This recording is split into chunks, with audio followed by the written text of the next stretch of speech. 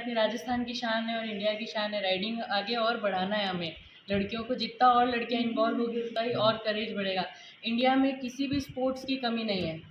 कोई भी बच्चा कोई भी स्पोर्ट्स में आगे जा सकता है, पर जैसे अभी एशियंस में 100 से ज़्यादा मेडल लेके आया है इंडिया, तो वो क्यों है? जितना गवर्नमेंट और सपोर्ट करेगी, जितना और ऐसे कैंप्स होंगे, उतना ही लोगों को नॉलेज बढ़ेगी।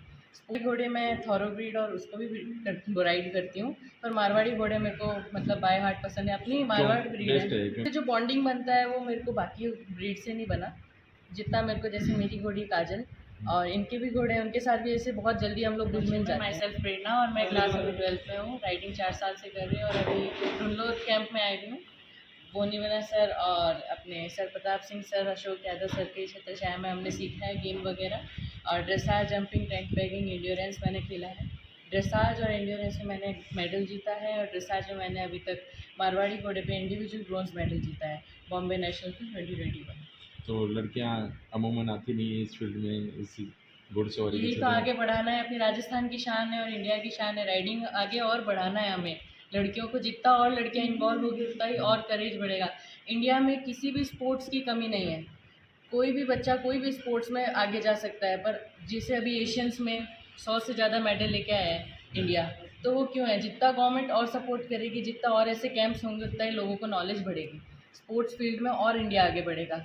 तो मारवाड़ी घोड़े पसंद है आपको? मारवाड़ी घोड़े मैं थॉरोब्रीड और उसको भी राइड करती हूँ, पर मारवाड़ी घोड़े मेरे को मतलब बाय हार्ट पसंद है। अपनी मारवाड़ ब्रीड बेस्ट है। है क्योंकि मारवाड़ी घोड़ा बेस्ट है।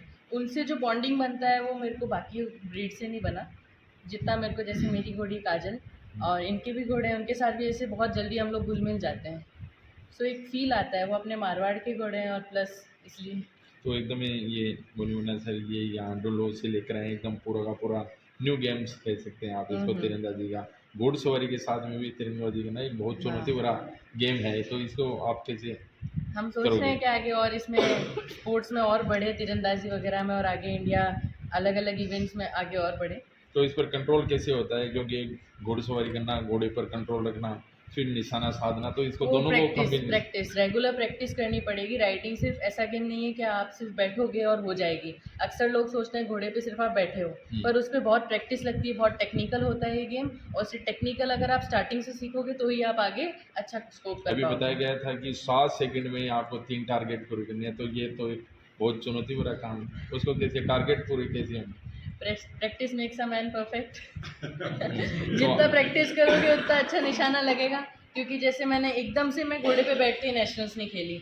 मैंने बहुत बार गिरी भी हूँ, बहुत बार खड़ी भी हुई हूँ, बहुत बार बैठी भी हूँ, बहुत बार लगती भी है, पर वही आपको करेज है कि आप क्या करना चाहते हैं अपनी लाइफ में। तो घुड़सवारी का शौक कैसे लगा, क्या बैकग्राउंड? मैं पहले कबड्डी खेलती थी और मैं उसमें भी नेशनल्स खेली हुई हूँ। सो मैंने लॉकडाउन में, मेरे नाना से ही लगते हैं जो मदन सिंह जी सर हैं, जी। तो मैं ऐसे ही शुरू करी थी कि बोला लॉकडाउन में कुछ नया करते हैं, हम्म। इसलिए मैंने शुरू किया। फिर मैंने गेम्स वगैरह खेले, आगे मेरे को स्कोप मिला, सो मैंने फिर स्विच आउट करके मैंने इंडिविजुअल गेम पे डाला। तो आप लड़कियों को क्या कहेंगे, क्योंकि ये एक घुड़सवारी एक लड़कियों के लिए नया है? लड़कियों के लिए नया नहीं है, अपनी झांसी की रानी ने सब कुछ किया है, अब भी कर सकते हैं जो भी है।